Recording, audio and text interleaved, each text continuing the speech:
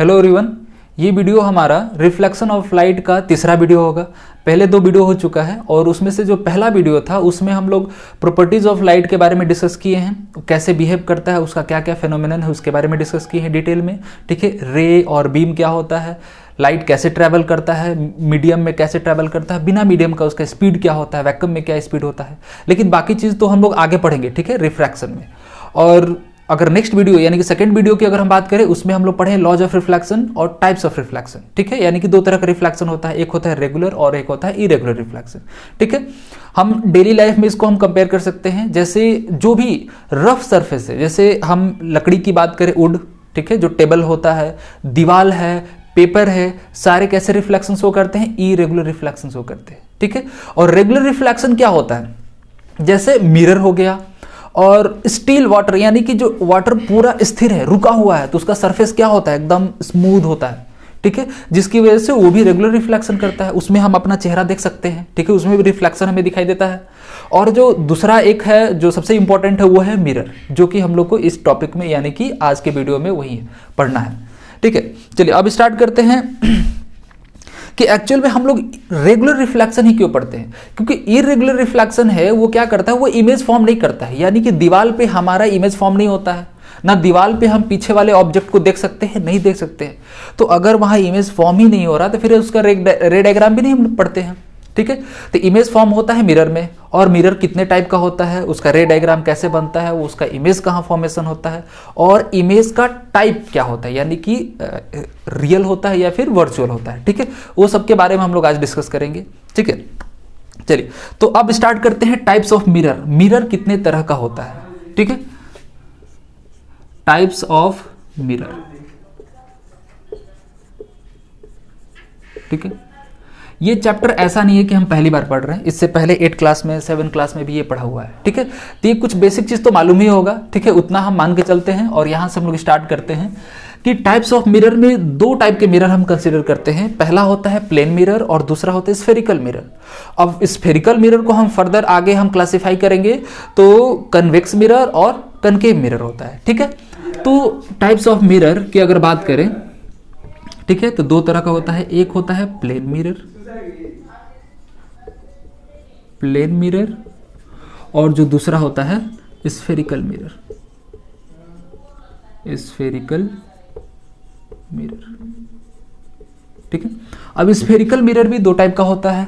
वो होता है, एक होता है हमारा कॉनकेव मिरर,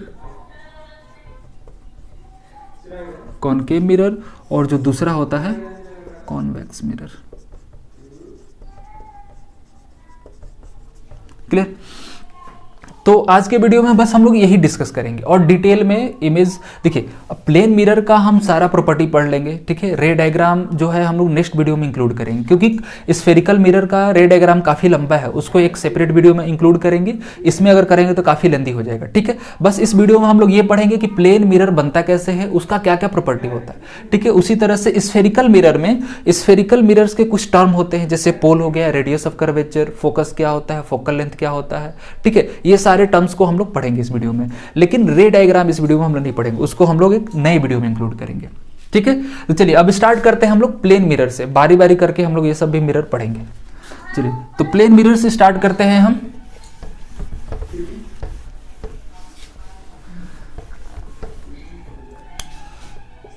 देखिए, प्लेन मिरर, इसके नाम से ही बहुत कुछ समझ में आ जाता है।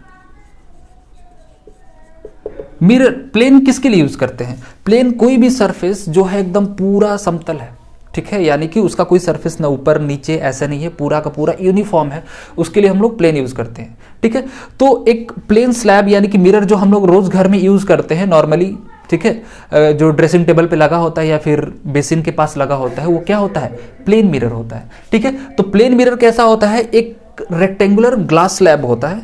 ठीक है, पहले हम लोग समझते हैं कि मिरर बनता कैसे। तो हम क्या करते हैं, एक रेक्टेंगुलर ग्लास स्लैब लेते हैं और उसके दोनों तरफ, ठीक है, जैसे एग्जांपल के लिए हम ये ले सकते हैं कि हमारे पास ये जैसे बुक है। ठीक है, तो अगर इसका ये एक रेक्टेंगुलर स्लैब है, ठीक है, तो उसका दोनों सरफेस काफी स्मूथ होता है, बहुत ज्यादा स्मूथ होता है। ठीक है, बहुत ज्यादा स्मूथ होता है, इसलिए क्योंकि उसका इरेगुलर सरफेस होगा तो फिर वापस से रेगुलर रिफ्लेक्शन नहीं हो पाएगा। ठीक है ना। तो हम चाहते हैं कि रेगुलर हो, उसके लिए हमको क्या करना चाहिए कि जो सरफेस है वो काफ़ी स्मूथ होना चाहिए, ताकि अगर पैरेलल बीम ऑफ रे पड़े, ठीक है ना, तो जिस एंगल पे पड़े उसी एंगल पे क्या हो जाए, रिफ्लेक्ट हो जाए। जिस एंगल पे पड़े उसी पे रिफ्लेक्ट हो जाए। ये तो लॉ ही है, किसी भी कंडीशन के लिए एप्लीकेबल है। लेकिन दो जो रे है ना, दो रे अगर पैरेलली आ रहा है तो सरफेस पे, अगर ये सरफेस प्लेन है तो एंगल भी दोनों के लिए सेम होता है। अगर सरफेस प्लेन नहीं हुआ तो दोनों इंसिडेंट रे के लिए अलग अलग एंगल ऑफ इंसिडेंस होगा। जब अलग अलग एंगल ऑफ इंसिडेंस होगा तो एंगल ऑफ रिफ्लेक्शन भी उसका अलग अलग होगा। सही हमारी बात को ना। तो उस केस में अगर अलग अलग हुआ तो डिफ्यूज्ड हो जाएगा, क्योंकि एक रे इधर की तरफ जाएगा, एक इधर जाएगा, एक इधर जाएगा। सही हमारी बात को ना, वहां पर रेगुलर रिफ्लेक्शन नहीं हो पाएगा। तो प्लेन मिरर कैसे बनता है? प्लेन मिरर के लिए हम क्या करते हैं, एक रेक्टेंगुलर ग्लास स्लैब लेते हैं, ठीक है, यानी कि मिरर को कुछ ऐसे रखा गया है, ठीक है, यानी कि ये मिरर है, मिरर को हम ऐसे रखें। तो ये जो रेक्टेंगुलर ग्लास स्लैब हुआ, तो इसके पीछे वाले सरफेस को हम क्या करते हैं, सिल्वर कोटिंग करते हैं, ठीक है। अब सिल्वर कोटिंग किस लिए किया जाता है कि जो सिल्वर होता है वो लाइट को एब्जॉर्ब नहीं करता, ठीक है, लाइट को एब्जॉर्ब नहीं करता, जो भी उस पर लाइट पड़ता है उसको वापस से रिफ्लेक्ट कर देता है, ठीक है। वो काफी शाइनी होता है, हम लोग सब जानते हैं सिल्वर काफी शाइनी होता है। तो शाइनी, कोई भी चीज शाइनी होने का क्या मतलब है कि वो लाइट अपने पास वो एब्जॉर्ब ही नहीं करेगा, वो रिफ्लेक्ट कर देगा, उस पर लाइट पड़ेगा और वो रिफ्लेक्ट कर देता है। तो इसलिए यहां पर सिल्वर यूज नॉर्मली, जैसे क्या है, हमेशा हम लोग सिल्वर यूज नहीं करते हैं, लेकिन पढ़ने के लिए कहा जाता है कि यहाँ पर सिल्वरिंग किया जाता है, क्योंकि सिल्वर काफी कॉस्टली होता है। तो सिल्वर के सब्स्टिट्यूट में हम दूसरे तरह का मटेरियल या फिर पेंट भी यूज करते हैं, ठीक है ना। तो इसके पीछे वाले सरफेस को हम क्या कर देते हैं, सिल्वरिंग करते हैं। अभी के लिए हम समझेंगे क्या कि सिल्वर से सिल्वरिंग कर दिए। उसके ऊपर से हम क्या करते हैं, पेंट का कोटिंग किया जाता है। पेंट का कोटिंग करने का बस एक ही मतलब है कि जो पीछे सिल्वर है उसको बचाया जा सके, ठीक है, यानी कि किसी से वो रगड़ के वो पीछे वाला सिल्वर छूट जाएगा तो फिर क्या होगा, हम शीशे के आर पार देखने लगे, यानी कि वहां से रिफ्लेक्शन ही नहीं होगा। तो फिर रिफ्लेक्शन नहीं होगा तो इमेज भी नहीं फॉर्म होगा, ठीक है ना। तो इसके पीछे क्या किया जाएगा, सिल्वरिंग, और उसके ऊपर से कोटिंग कर दिया जाएगा। समझ आ रही है बात। तो जिस साइड कोटिंग और सिल्वरिंग रहता है उस पोर्शन को हम लोग ऐसे दिखाते हैं, ठीक है ना, शेडेड करके दिखाया जाता है, शेडेड करके दिखाया जाता है। और फ्रंट वाला पोर्शन कौन सा होता है, ये वाला हमारा फ्रंट पोर्शन है, ठीक है, यानी कि इधर ऑब्जेक्ट रखा गया है, तो ऑब्जेक्ट इधर रखा जाएगा, तो यहां से लाइट पड़ेगा इस मिरर पे, और इस मिरर पे अगर पड़ता है तो ये क्या है, ये तो ग्लास है ना, तो ग्लास के अंदर लाइट इंटर कर जाता है, और ग्लास के अंदर लाइट इंटर करने के बाद जो सिल्वर है पीछे उस पे पड़ता है और वहां से रिफ्लेक्ट होकर वापस से आता है, ठीक है। तो इतना ज्यादा नहीं सोचना है, लेकिन मिरर के बारे में जानना था इसलिए हम पूरा डिटेल में बताएं, लेकिन इतना नहीं सोचना है, हमको दोनों सरफेस को एक मान के चलना है, मान के चलना है कि दोनों एक ही जगह पे है, ठीक है। लेकिन एक्चुअल में होता यही है कि पहले इस सरफेस से इंटर करता है लाइट, अंदर इंटर करता है, उसके बाद पीछे सिल्वर वाले पोर्शन पे लाइट क्या होता है, रिफ्लेक्ट करके वापस से इधर की तरफ टकरा के रिफ्लेक्शन होता है, ठीक है ना। तो यहां पर हम इधर वर्चुअल इमेजेस का देख पाते हैं, ठीक है। तो ये था हमारा प्लेन मिरर। अब प्लेन मिरर का प्रॉपर्टी क्या क्या होता है, यानी कि प्लेन मिरर जो इमेज फॉर्म करता है उसका क्या क्या प्रॉपर्टी होता है, ठीक है। तो इसमें क्या है, इसको हम लोग बहुत छोटा टॉपिक हो जाता है कि इसके इमेज का प्रॉपर्टी क्या होता है, क्योंकि ऑब्जेक्ट कहीं भी रहे ये हमेशा एक जैसा ही बिहेवियर शो करता है इमेज के साथ, लेकिन कॉन्केव और कॉन्वेक्स के साथ नहीं होता है। यानी कि अगर ऑब्जेक्ट का दूरी बढ़ेगा घटेगा तो इमेज का नेचर चेंज हो जाता है, यानी कि कभी वर्चुअल है तो रियल भी हो सकता है, स्मॉलर देन ऑब्जेक्ट है कभी लार्जर देन ऑब्जेक्ट भी हो सकता है, ठीक है। लेकिन प्लेन मिरर के केस में ऐसा नहीं होता है, जो जैसा शुरू में यहां पर ऑब्जेक्ट को रखेंगे जो नेचर होगा वही नेचर यहां के लिए भी होगा, इसलिए इसमें ज्यादा कॉम्प्लिकेसी नहीं है, ठीक है। चलिए तो पहले स्टार्ट करते हैं, प्लेन मिरर का जो इमेज फॉर्म करता है उसका प्रॉपर्टी क्या होता है। properties of image formed by plane mirror,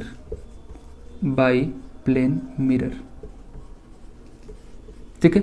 सबसे पहला प्रॉपर्टी हम लोग समझ के बनाएंगे, ठीक है। देखिए वर्चुअल और रियल इमेज हम लोग आगे समझेंगे क्या होता है, अभी के लिए हमको बस इतना समझना है कि वर्चुअल इमेज उसे कहते हैं जो इमेज स्क्रीन पे फॉर्म नहीं हो सकता है, ठीक है। हम अपने आंख से उस इमेज को देख सकते हैं, लेकिन वो इमेज स्क्रीन पे फॉर्म नहीं हो सकता, उससे हम लोग कहते हैं वर्चुअल इमेज।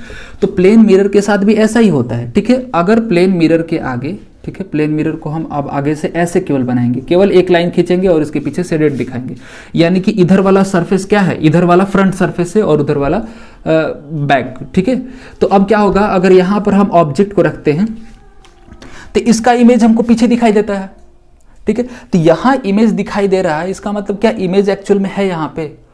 और यहां पर अगर स्क्रीन रखते हैं तो क्या स्क्रीन पे वो इमेज फॉर्म हो पाएगा? नहीं हो पाएगा, क्योंकि लाइट तो रिफ्लेक्ट होकर वापस इधर आ जा रहा है, तो फिर इधर इमेज कहां से फॉर्म हो सकता है, ठीक है। तो इसका मतलब ये मालूम चलता है कि जो यहां पर इमेज फॉर्म हो रहा है पीछे, वो कैसा है, रियल नहीं है, वो वर्चुअल है, केवल हमें वहां दिखाई दे रहा है लेकिन एक्चुअल में है नहीं वहां, ठीक है। और रियल इमेज का मतलब क्या होता है कि वो इमेज, अगर हमें मालूम चलता है कि यहां कहीं इमेज फॉर्म हो रहा है, इसका मतलब वहां पर एक्चुअल में इमेज है। अगर स्क्रीन को हम वहां ले जाते हैं तो वहां पर इमेज फॉर्म हो जाएगा, स्क्रीन पे इमेज फॉर्म हो जाएगा, ठीक है। इसका अच्छा सा एग्जाम्पल है क्या, प्रोजेक्टर। प्रोजेक्टर क्या करता है, किसी स्क्रीन पे अगर उसके सामने अगर स्क्रीन रखा जाए तो स्क्रीन पे इमेज फॉर्म कर देता है।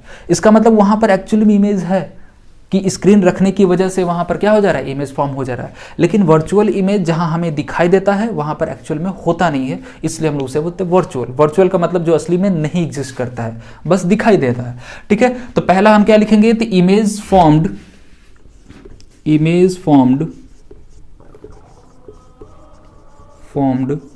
by plane mirror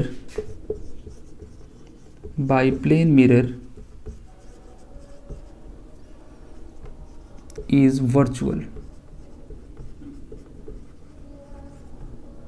ठीक है। Image formed by plane mirror is virtual, ठीक है।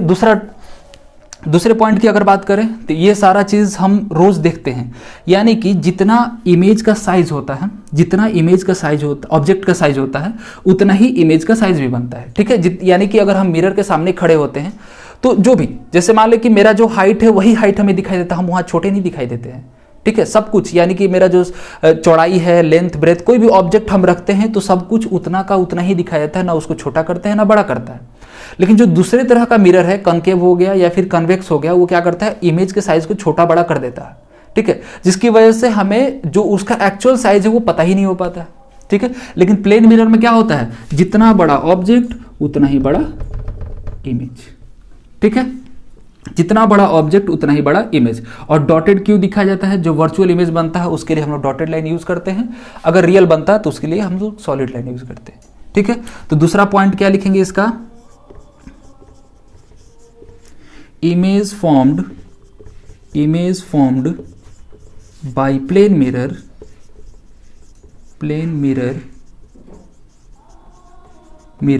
Is same size as the object, ठीक है। अब दूसरे की बात करें हम, तीसरा अगर पॉइंट की हम बात करें, तीसरा पॉइंट तो फिगर में ही दिख गया है कि जो इमेज है वो इरेक्ट बनता है, यानी कि ऑब्जेक्ट अगर ऐसे रखा हुआ है तो इमेज भी ऐसे बनेगा, ठीक है। ऐसा ही होता है ना, हम अगर मिरर के सामने खड़े होते तो क्या मेरा सर नीचे दिखाई देता है, ऐसा नहीं, जैसे हम खड़े वैसे ही दिखाई देता है, सर ऊपर और पैर नीचे, ठीक है। तो यानी कि इमेज हमारा कैसा बनता है, इरेक्ट बनता है, ठीक है। तो थर्ड पॉइंट ये भी लिखेंगे कि image is erect,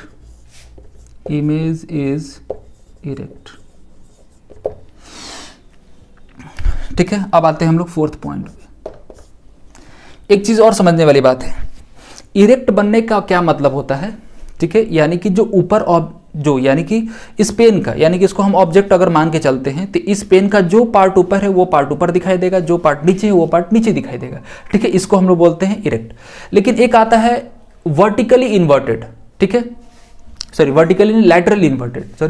laterally inverted, ठीक है। तो जो प्लेन मिरर फॉर्म करता है इमेज, वो कैसा फॉर्म होता है, लैटरली इन्वर्टेड। देखिए, वर्टिकली इन्वर्टेड का मतलब होता है कि जो ऑब्जेक्ट ऐसे है उसका इमेज ऐसे बने, उसे हम लोग बोलते हैं वर्टिकली इन्वर्टेड, ठीक है।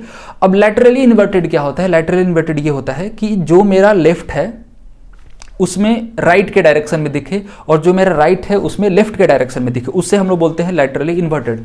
इसका सबसे अच्छा एग्जांपल है कि जो एम्बुलेंस लिखा होता है वो उल्टा लिखा गया रहता है, उल्टा क्यों लिखा गया रहता है कि जब हम अपने रेयर व्यू मिरर में, यानी कि जो व्हीकल्स में रेयर व्यू मिरर लगे होते हैं, जब उसमें हम देखेंगे तो उस मिरर में उसको उल्टा करके, यानी कि पहले से उसको उल्टा लिखा हुआ है, अगर उसको वापस से अगर उल्टा करके हम उसमें मिरर में दिखाएगा तो उसको हम क्या कर पाएंगे, सीधा देख पाएंगे, सीधा देख पाएंगे। अगर पहले से ही सीधा लिखा गया रहेगा एम्बुलेंस पीछे, ठीक है, सीधा लिखा गया रहेगा, तो उस मिरर में हम उस सीधा का उल्टा करेंगे तो उल्टा हमें दिखाई देगा। तो इसलिए क्या किया जाता है कि पहले से उसको उल्टा कर दिया जाता है, ताकि अगर वापस से ये उसका उल्टा करे तो हमको सीधा दिखाई दे। हमारी बात को ना, हम कहते हैं ये पेन क्या है, ये उल्टा रखा हुआ है, तो वापस से इसको हम फिर से वापस से उल्टा, यानी कि अगर यहाँ मिरर रखे जो कि इसको उल्टा बनाता है, तो ये हमको वापस से सीधा दिखने लगेगा इस इमेज में। इस इमेज में हमको क्या दिखेगा, सीधा दिखेगा। इसलिए हम क्या करते हैं, ऑब्जेक्ट को ही पहले से उल्टा रख दिया जाता है ताकि इमेज में हमको सीधा दिखेगा। एम्बुलेंस के कंडीशन में हम बता रहे हैं, ठीक है। और दूसरी बात हम ये करें कि अगर हम मिरर के सामने खड़े होते हैं, ठीक है ना, मिरर के सामने अगर हम खड़े होते हैं तो मेरा ये क्या है, राइट हैंड है, ठीक है। अगर हम ये हैंड उठाते हैं तो राइट हैंड है, जबकि इमेज मेरा जो बन रहा है वो किधर की तरफ बन रहा है, उसका फेस मेरी तरफ है, ठीक है। जो मेरा इमेज बन रहा है उसका फेस इधर की तरफ है, तो अगर हम अपना फेस इधर की तरफ करें तो मेरा राइट हैंड इधर आ जाता है, ठीक है। जबकि इमेज में मेरा राइट हैंड इधर की तरफ फेस होने के बावजूद भी उसका राइट हैंड इसी साइड है, इसलिए हम कहते हैं कि वो क्या हो गया, लैटरली इन्वर्टेड हो गया, ठीक है। वर्टिकली इन्वर्टेड नहीं, लैटरली इन्वर्टेड हो गया। सर हमारी बात, ठीक है। तो फोर्थ पॉइंट यही होगा कि इमेज इज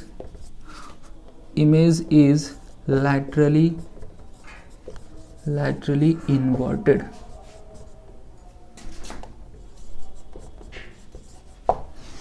ये वाला कुछ फील हुआ, लैटरल इन्वर्टेड क्या होता है, ठीक है।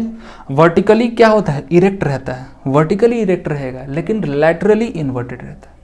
क्लियर। तो 4 पॉइंट हो गया। एक और पॉइंट की बात करते हैं, वो भी काफी इंपॉर्टेंट है, ठीक है। इसको नोट कर लें, ऊपर यहां पर हम 5th पॉइंट लिखेंगे। 5th पॉइंट हमारा इसका ये है, ठीक है। इसमें ये है समझने वाली बात कि अगर ऑब्जेक्ट जितनी दूर रखा रहता है, यानी कि जो मिरर है, मिरर से जितना दूर पे ऑब्जेक्ट रखा हुआ है इमेज में उतना ही पीछे बनता है। यानी कि अगर यहां मिरर रखा हुआ है, मिरर से अगर 1 मीटर पीछे यानी कि दूर कोई ऑब्जेक्ट रखा हुआ है तो इमेज भी हमको 1 मीटर दूर ही दिखाई देगा। जैसे जैसे हम नजदीक आएंगे वैसे वैसे इमेज भी मिरर के नजदीक आएगा। यानी कि ऑब्जेक्ट और मिरर के बीच का जो दूरी होता है वही इमेज और मिरर के बीच का दूरी होता है, ठीक है। इस पे काफी क्वेश्चन बन सकता है, यानी कि अगर ये 1 मीटर का होगा तो इसका ही इमेज जो होगा वो भी 1 मीटर ही दूरी पे होगा, ठीक है। तो इसको हम कैसे लिखेंगे, image is as far behind the mirror as the object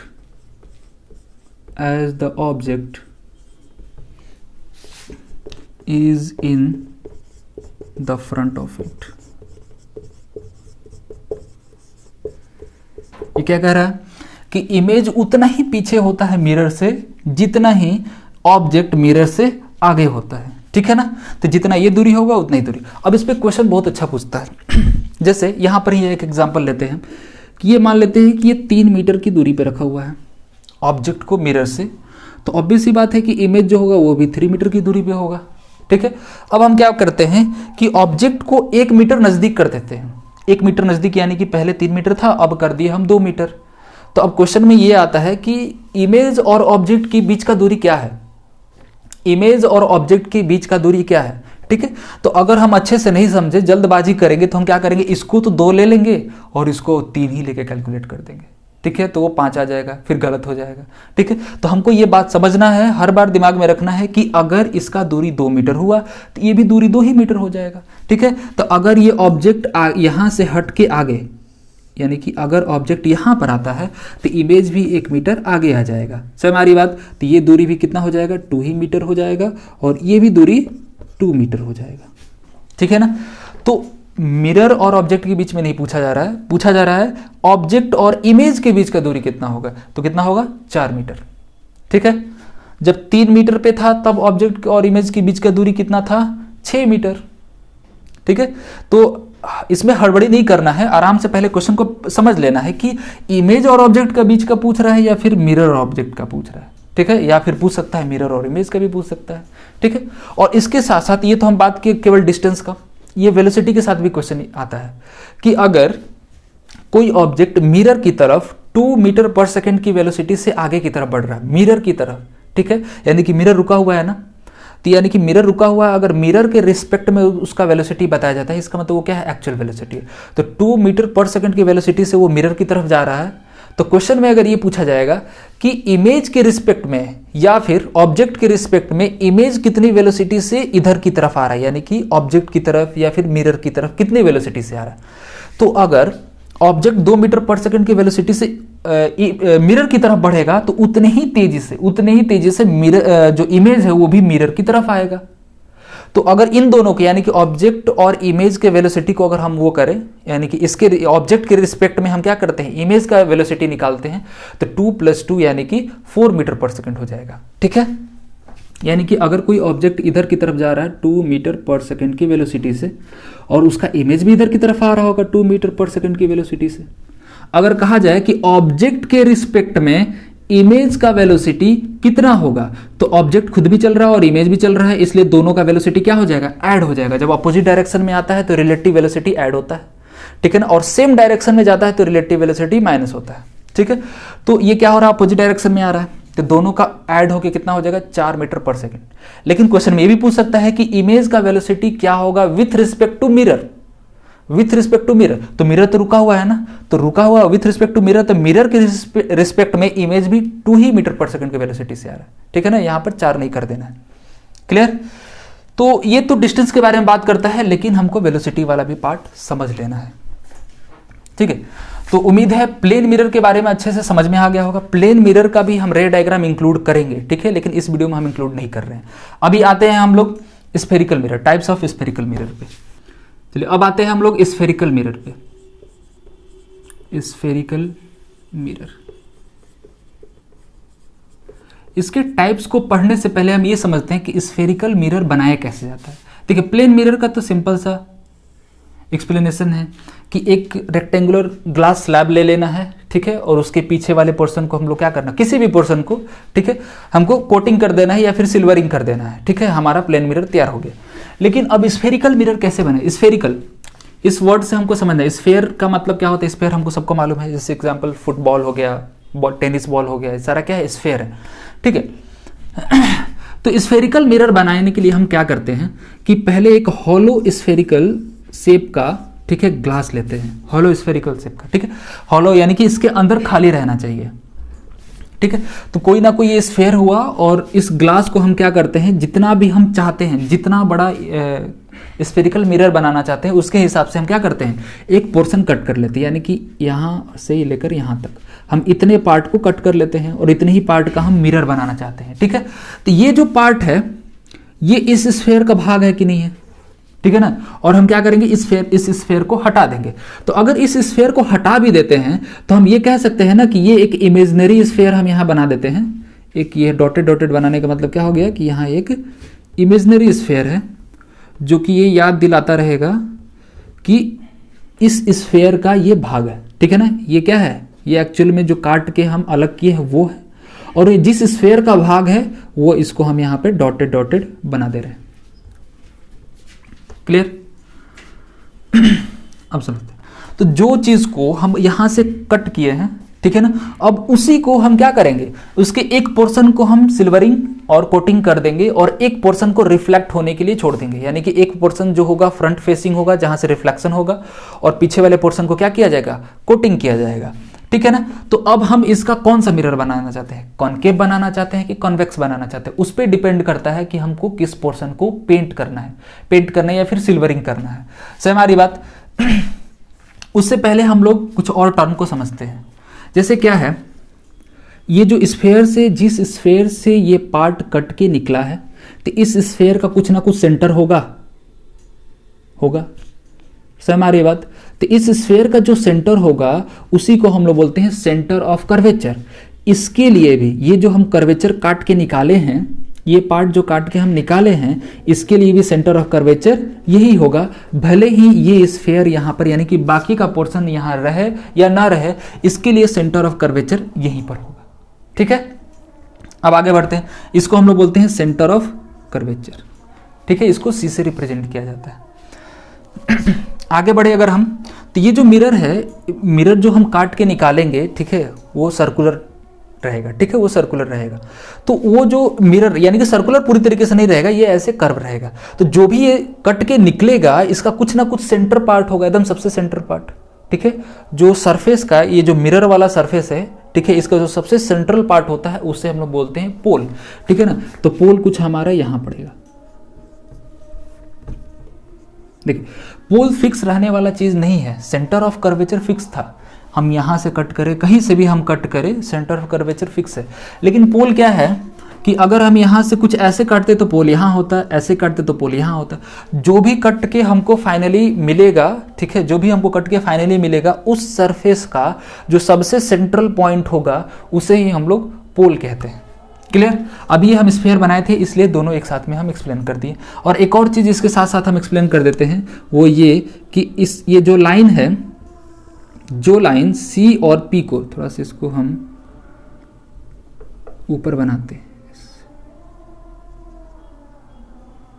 ठीक है, ये पी हो गया।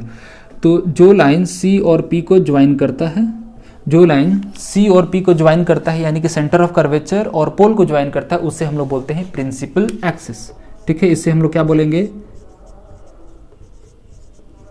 प्रिंसिपल एक्सिस, ठीक है। इसे बोलते हैं सेंटर ऑफ कर्वेचर और इसे हम लोग बोलते हैं पोल। और भी टर्म को हम लोग समझते हैं। देखिए, ये हो गया। अब बात करते हैं कि फोकस कहाँ होता है। देखिए, फोकस को समझने के लिए हमको थोड़ा सा इसके रे डायग्राम के बारे में समझना होगा कि रे कैसे जाता है, इंसिडेंट होता है और कैसे रिफ्लेक्ट होता है। लेकिन फिर भी अभी के लिए हम समझा देते हैं कि फोकस क्या होता है। कि अगर इस मिरर पे, ठीक है, क्या होता है, parallel beam of light incident करता है। पैरेलल लाइन जब इस पे, यानी कि पैरेलल बीम ऑफ लाइट जब इस पे इंसिडेंट होता है, तो रिफ्लेक्ट होने के बाद जिस जगह पर आगे प्रिंसिपल एक्सिस को कट करता है, उसको हम लोग फोकस कहते हैं, ठीक है ना। अब लाइट कैसे जाएगा, कैसे रिफ्लेक्ट करेगा, इसके बारे में हम लोग अभी तक डिटेल में पढ़े नहीं है। जब आगे पढ़ेंगे तो फोकस के बारे में और अच्छे से क्लियर होगा, ठीक है ना। बस अभी के लिए बस इतना ही समझते हैं। फोकस का सीधा सा मतलब होता है किसी भी चीज को किसी एक जगह पर कन्वर्ज करना, ठीक है। एक दो छोटा छोटा एग्जाम्पल हम लोग देखे होंगे कि एक कन्वेक्स मिरर लेके क्या होता था, सनलाइट के सामने हम रखते थे, ठीक है। वो सनलाइट का जो रे है एक जगह पर कन्वर्ज होकर पॉइंटेड जो रहता था, पेपर को क्या करता, जला देता था। ये सब एक्सपेरिमेंट हम लोग लोअर क्लासेस में पढ़े हैं, ठीक है। तो एक्चुअल में कर क्या रहा है, सारे लाइट को एक जगह पर कन्वर्ज कर रहा, और जिस पॉइंट पे कन्वर्ज करता है उसको फोकस का मतलब ही होता है कि हर चीज को एक जगह पे लगा देना, ठीक है ना। तो इसीलिए इस पॉइंट को हम लोग क्या बोलते हैं, फोकस। और ये पॉइंट प्रिंसिपल एक्सिस पे होता है, ठीक है। तो इस पॉइंट को हम लोग क्या बोल देंगे, फोकस बोलेंगे। और कभी कभी ये फोकस रियल भी होता है और कभी कभी फोकस इमेजिनरी भी होता है, ठीक है। इसको हम लोग आगे समझेंगे। क्लियर? तो फोकस भी समझ में आ गया क्या होता है। अब आगे बढ़ते हैं, ठीक है। तो अब आगे एक टर्म आता है फोकल लेंथ, ठीक है। तो फोकल लेंथ की जब भी बात होगा तो फोकल लेंथ का सीधा सा मतलब है किसी भी लेंथ, कोई भी लेंथ अगर हमको मेजर करना है तो सारे लेंथ को हम लोग पोल से मेजर करते हैं, ठीक है। तो अगर फोकल लेंथ बोलता है तो फोकस और पोल के बीच का दूरी, ठीक है। Radius of curvature, centre of curvature नहीं। देखिए, सेंटर ऑफ कर्वेचर एक जगह का नाम है, सेंटर, ऐसा सेंटर जो ये कर्वेचर जिस स्फीयर का पार्ट है, यानी कि ये जो कर्वेचर है जिस स्फीयर का पार्ट है, उस स्फीयर का जहां पर सेंटर होगा वही सेंटर ऑफ कर्वेचर कहलाएगा, ठीक है। तो ये सेंटर ऑफ कर्वेचर कोई एक जगह है, और इस सेंटर ऑफ कर्वेचर और पोल के बीच की दूरी को हम लोग क्या बोलते हैं, रेडियस ऑफ कर्वेचर। रेडियस तो हम सब जानते हैं ना, सर्कल हो गया और सेंटर से इस क्या कहते हैं, सर्कल यानी कि बाउंड्री के बीच का जो दूरी होता है इसे हम लोग रेडियस बोलते हैं। तो ये भी तो रेडियस हुआ ना, ये सेंटर हुआ और यहाँ पोल, ठीक है। तो इन दोनों के बीच की दूरी को हम लोग रेडियस बोलते हैं, और इस केस में रेडियस ऑफ कर्वेचर बोलेंगे। बस समझ आ रही है ना। तो एक और टर्म क्लियर हो गया, the distance between the centre of curvature and the pole is called radius of curvature. और फोकल लेंथ की बात होगी, the distance between the focus and the pole is called focal length, ठीक है। ये सारा टर्म धीरे धीरे क्लियर हो रहा है। अब आते हैं एक और टर्म है, वो है एपर्चर, ठीक है। एपर्चर क्या होता है, ये थोड़ा कंफ्यूजिंग है क्योंकि अलग अलग बुक में थोड़ा अलग अलग तरीके से लिखा हुआ है, लेकिन हम बहुत सारा बुक पढ़ने के बाद एनसीईआरटी में भी जो चीज़ लिखा हुआ उसके हिसाब से हम बता रहे हैं कि कर्वेचर क्या होता है। कि देखिए, कभी भी स्फीयर को जब हम काटते हैं तो वो भी जो मिलता है हमें, जो सरफेस हमें मिलता है वो भी क्या होता है, कर्व होता है। ठीक है, कर्व होता है, लेकिन उसके जो जहां से जो पोर्शन काटा जा रहा है, यानी कि ये वाला जो पोर्शन काटा जाएगा, ये पोर्शन तो सर्कुलर होगा ना। जैसे कटोरी होता है ना, तो कटोरी का जो ऊपर वाला जो बाउंड्री होता है वो सर्कुलर होता है, लेकिन उसके अंदर का सरफेस क्या होता है, कर्व होता है, कर्व। ठीक है, तो उस कर्व से हमें कोई लेना देना नहीं है। कर्वेचर जो एपर्चर है वो क्या कहता है कि जो हमारा ऊपर ये सर्कल बन रहा है, इस सर्कल का कितना डायमीटर होगा उसे ही हम लोग एपर्चर बोलते हैं।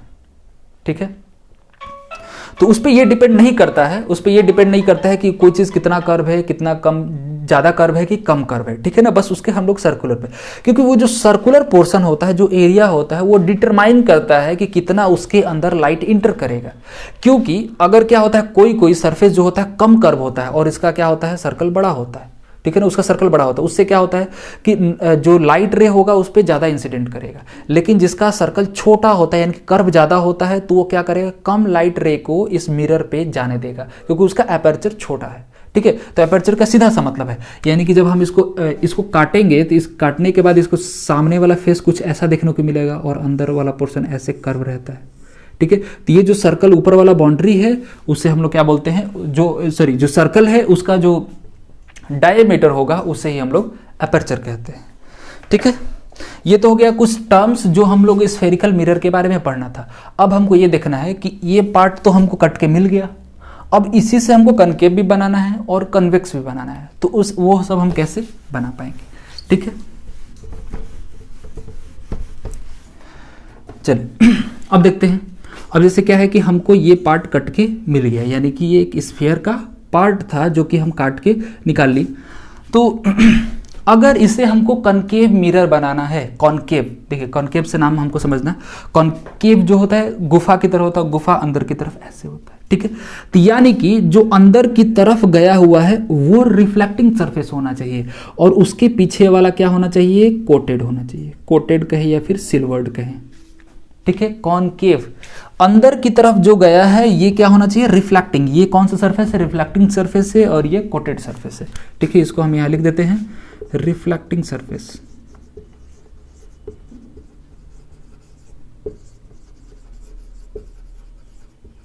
ठीक है, और ये हो गया कोटेड सरफेस। क्लियर, तो ये क्या बन गया मेरा, कॉनकेव मिरर। ठीक है, अब बात करते हैं कॉन्वेक्स कैसे बनता है। कॉन्वेक्स की अगर बात किया जाए तो हम क्या करते हैं, मेरे पास ये है। ठीक है, यही पार्ट कट के मिला है हमको, लेकिन अब डिपेंड करता है कि हम पेंट किस साइड कर रहे हैं। देखिए, अगर ग्लास स्लैब की ये जो ग्लास है, जो कट के स्फीयर का पार्ट हमें मिला है, वो सेम है। हम किस साइड को पेंट करते हैं उस पर डिपेंड करता है कि कॉनकेव बनेगा या फिर कॉन्वेक्स। ठीक है, ये कौन सा मिरर हो गया, कॉनकेव मिरर। कन्वेक्स के केस में क्या करते हैं कि अंदर वाले, यानी कि जो अंदर वाला पार्ट है उसको हम कोट कर देते हैं, पेंट कर देते हैं, और जो बाहर वाला पोर्शन है वो हो जाता है रिफ्लेक्टिंग। ये वाला रिफ्लेक्टिंग हो गया। ठीक है, तो इसको हम लोग बोलेंगे रिफ्लेक्टिंग सरफेस,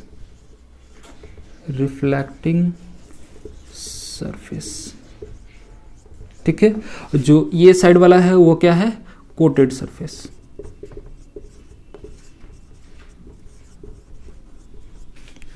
ठीक है, तो ये दोनों चीज जो है सेम तरह के मटेरियल से बन जाता है, इसमें कोई दिक्कत नहीं। अगर हम अगर रियल लाइफ एग्जांपल लेना चाहते हैं, जो स्पून होता है, ठीक है, तो स्पून का जो बाहर वाला सरफेस होता है वो, उसको हम कह सकते हैं एक तरह से वो कन्वेक्स मिरर की तरह काम कर रहा है।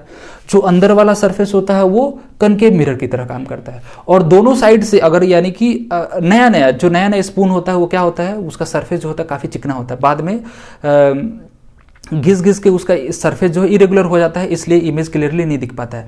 अगर स्पून नया हो तो उसके पीछे वाले पोर्शन से हम देखें तो इमेज का साइज कुछ और दिखता है, और आगे वाले पोर्शन से देखें तो हमको इमेज का साइज कुछ और दिखता है। समझ आ रही बात को ना। इसलिए दोनों में इसी का फर्क है कि इमेज अलग अलग तरीके से बनाते हैं और दोनों का नेचर अलग है, एकदम उल्टा होता है, दोनों का नेचर एकदम उल्टा होता है। ठीक है, तो क्लियर हो गया। इसे हम लोग क्या बोलेंगे, कॉन्वेक्स मिरर। ठीक है। तो कॉन्वेक्स मिरर में क्या होता है, जो अंदर की तरफ सरफेस जा रहा है अंदर की तरफ, उससे हम लोग कोटिंग कर देते हैं, और जो बाहर की तरफ बज्ड आउट होता है उसे हम लोग क्या, वो जो है रिफ्लेक्टिंग सरफेस हो जाता है। और कॉनकेव में क्या होता है कि जो बाहर की तरफ निकला हुआ उसे कोटिंग किया जाता है, और अंदर वाला जो सरफेस है, ठीक है, वो रिफ्लेक्टिंग सरफेस की तरह काम करता है, ठीक है। और उम्मीद है इसमें का जो भी हम स्फेरिकल मिरर का जितना भी टर्मिनोलॉजी बताए थे, ठीक है, रेडियस ऑफ कर्वेचर क्या होता है, फोकल लेंथ क्या होता है, फोकस, ये सब चीज़ हम लोग आगे चल के डिस्कस करेंगे जब रे डायग्राम क्लियर हो जाएगा ना, और लाइट किसी मिरर पे कैसे पड़ता है तो किधर रिफ्लेक्ट होता है, ये सब के बारे में जब हम पढ़ लेंगे तो फोकस वहाँ पर और अच्छे से क्लियर हो जाएगा, ठीक है। तो ये वीडियो को अब हम ज़्यादा लंबा नहीं करते हैं, इस वीडियो में बस इतना ही, टाइप्स ऑफ मिरर को हम लोग डिटेल में डिस्कस कर लिए हैं। अब अगले वीडियो से हम लोग एक पूरा प्लेन मिरर और स्फेरिकल मिरर दोनों का हम लोग रे डायग्राम देखेंगे। प्लेन मिरर का एक्चुअल में बहुत छोटा रे डायग्राम है, ठीक है, और लेकिन जो हमारा स्फेरिकल मिरर है, कॉनकेव मिरर जो होगा उसमें हमारा 6 डायग्राम बनेगा, कॉन्वेक्स मिरर में 2 डायग्राम है, ठीक है। तो सारे रे डायग्राम को हम लोग डिटेल में पढ़ेंगे, ठीक है। चलिए बस इस वीडियो में इतना ही, मिलते हैं हम लोग नेक्स्ट वीडियो में।